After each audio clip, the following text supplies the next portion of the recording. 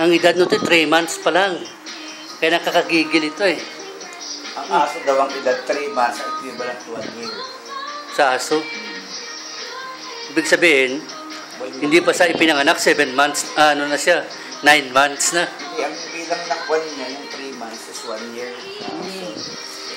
Hindi na ikakot. Tama, kasi yung... Ang kimitakot na basta hindi mo siya kakabilang sa bilang ng buwan ng araw ng tao sa araw sa hayop. Galing oh. Parang gusto kong dalhin ito sa dorm natin eh. Kinamumukha. Pinangaway na may orange. Ay! Pinida yan. Nagtampo sa akin, lumayo.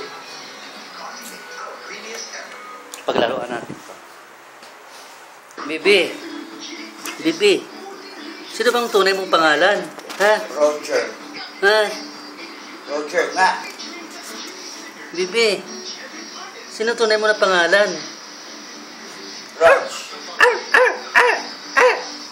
Siya si Rog. Yak lamay.